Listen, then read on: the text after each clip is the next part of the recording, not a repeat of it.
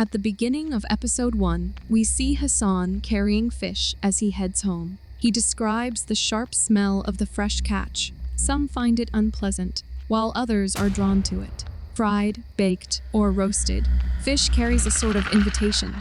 Hassan reaches home and says he practically lives alone, except for Begum, his goldfish, and Shafayet, his roommate, a total stoner, so having him around makes no difference. Just then, the door opens, and thinking it's Shafayet, Hassan asks if he ate or gonna. Hassan puts a vessel on the stove, puts water in it, and turns on the gas. After this, he takes out the fish and keeps it aside. He then grabs a recipe book and talks about his grandmother. With Grandpa taken by the war, she had to fend for the family herself, going door to door in search of shelter. Her philosophy was simple: if you want to survive, keep your head down and stay away from danger. His mother, however, was the complete opposite. She believed that if you're facing danger, you should look it in the eye, hold your head high, and never turn your back, because bravery isn't shown through your back, but through your heart. He then asks Shafayet how he wants his tea, but as he turns, he is horrified to see a woman holding his goldfish jar,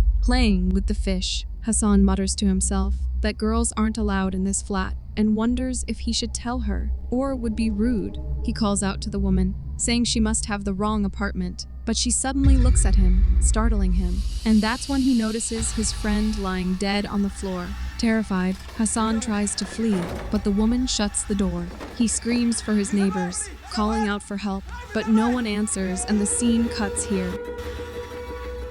Next, Hassan watches in horror as the woman sits back in the chair, grabs the fish jar, and eats his fish right in front of him. His mind races. She eats the fish, and her feet are twisted. Mom used to tell stories about these things. Fruit brings in fish, and fish bring in them. The fish hag, the witch of the coast. The witch stares at him as Hassan cautiously scans the room. The windows are grilled shut, and the balcony was sealed after the landlord caught them smoking. His eyes flick to his phone, then the main door, his only escape.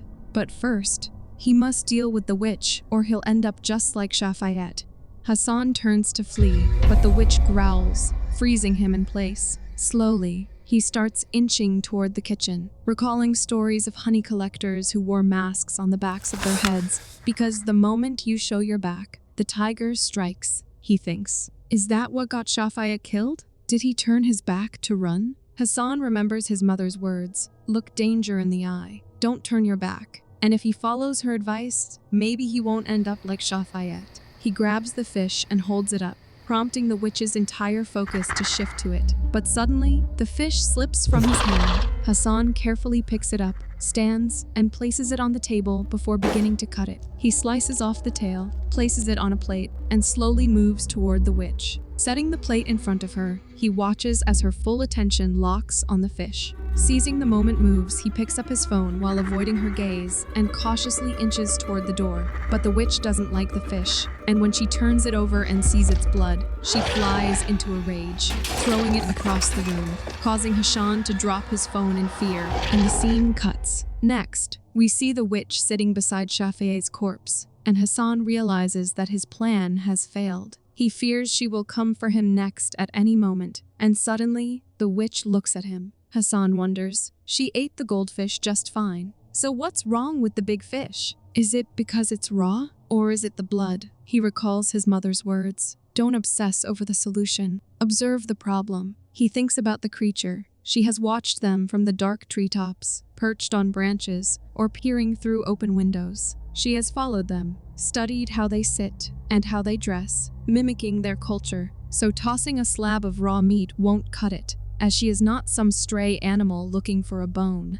She is here to feast, and he must be her host. Hassan begins cutting the fish to cook it, but as soon as it bleeds, the witch growls. Panicking, he quickly wipes away the blood and realizes that's why she rejected the raw fish. Lost in thought, he continues cutting, but accidentally slices his thumb, and the moment his blood appears, the witch's anger flares. The witch stands up and walks toward him as he frantically tries to wipe away the blood, and in desperation, he plunges his thumb into a jar of chili powder, causing the witch to halt. As he pulls his thumb out, she moves closer, sniffing his thumb, and after a tense moment, she turns and begins to leave. Relieved, Hassan exhales, only to accidentally rub chili into his eyes. He struggles to open them, desperate to see the danger, but when he finally forces them open, the witch is standing right in front of him, and he realizes that it's not working. Hassan cooks the fish, knowing this is his last chance. He has placed Shafayet's corpse in front of the witch to buy himself some time, but he has no idea how this will end. Maybe she won't like the fish and will kill him, or maybe she will like it and still kill him just for the hell of it. Either way, if nothing else, he will see his mother again, the one he lost to cancer years ago. He thinks, if I die today and we meet, she won't ask how I died. She'll just ask, were you brave? He places the fish on the table before the witch and slowly inches toward the door. But then, to his horror, she secretes a strange liquid from within herself and vomits it onto the fish. Mixing it with her hands, she begins to eat, and Hassan watches in disgust, trying not to gag. Just as he is about to slip away, Shafayet's corpse suddenly collapses, and Hassan runs towards the door, and the scene cuts. His friend asks, then what happened? And we see that Hassan could have run away, but he turns back and looks at the witch, who is innocently eating the fish, and after a moment of hesitation, he shuts the door, deciding to stay. He then tells his friends to let's leave it here, mentioning that his wife has cooked fish for them. One of his friends sneezes, and as he wipes his nose, he is horrified to see blood on the tissue, and suddenly the witch places her hand on his shoulder, and the episode ends here. At the beginning of episode 2, we see a sweet shop where the owner Mahmud is sweeping and cleaning before closing. After a while, someone knocks on the shutter, prompting him to respond that the shop is closed. However, when the knocking happens again, he looks outside and finds no one there, and the barking dogs outside have also fallen eerily silent. Curious, he lifts the shutter and steps out to check, but sees no one. Next, his wife Antra tells him about a sweet shop by the graveyard that sells thousands daily and questions if people really buy that many, suggesting something else is going on. She then asks about his sales, and he admits he can't remember. The next day, at his shop, Mahmud weighs sweets for some customers, but he experiences memory lapses and messes up the order, causing the customer to leave. That night, as Mahmud closes the shop, a man asks for sweets. Mahmud says the store is closed and resumes sweeping, but the man lifts the shutter. Frustrated, Mahmud yells, warning him not to track in the dirt and asking if he understands Bangla.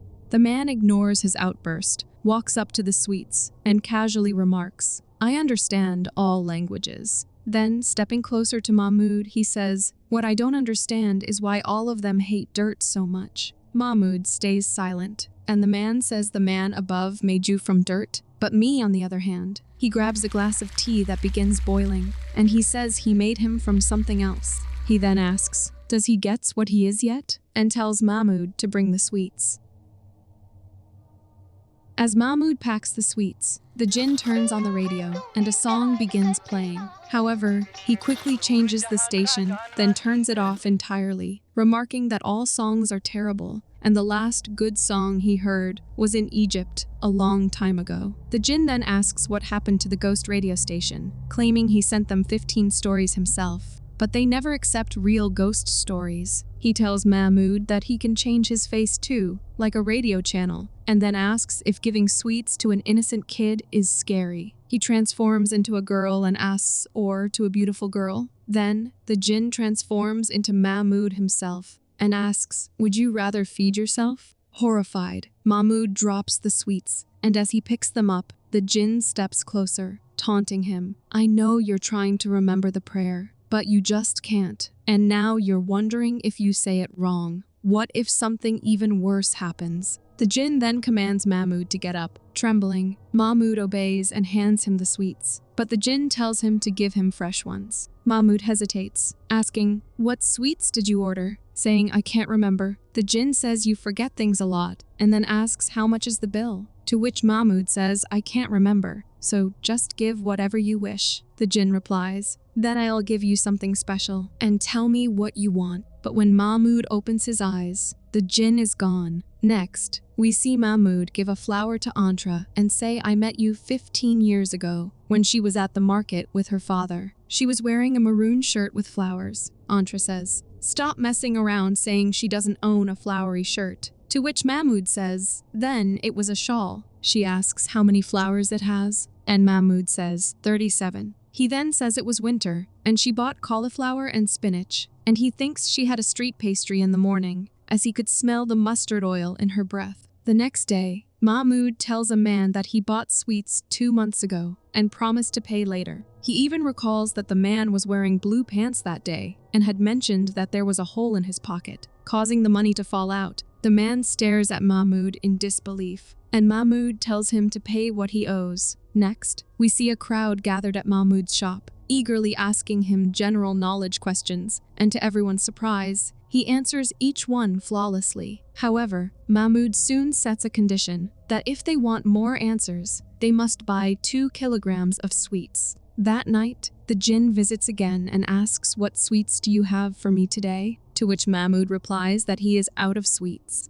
The jinn tells him to get some from the store next door, but Mahmud says, "I told you to come by another day, man." The jinn reminds him that he used to call him sir, and of the memory he gave him in exchange for sweets. Mahmud questions whether he actually made some sort of trade with him, pointing out, "I said, give me whatever you want, and you basically gave me a tip, and not even a big one." Enraged, the jinn reminds who he is, to which Mahmud responds, "You're made of fire, and fire is energy. Just like this light bulb." He then adds that he recently read about the mass energy equivalence equation, explaining, "You are energy, and I am mass, which means you and I are the same." The jinn sets out to leave, but warns Mahmud that pride is not a good thing to have. He then asks, "How do you think I broke my leg?" before adding, "I'll get my sweets another day." With that, he lights his cigarette with his finger and leaves the store. That night, Mahmud wakes Antra, telling her he can't remember a song, but the tune is stuck in his head. She suggests he think about something else, to which he responds, "Like how every time the doctor next door comes over, you put on a little lipstick?" Antra ignores the comment and says, "The bathroom is still out of water."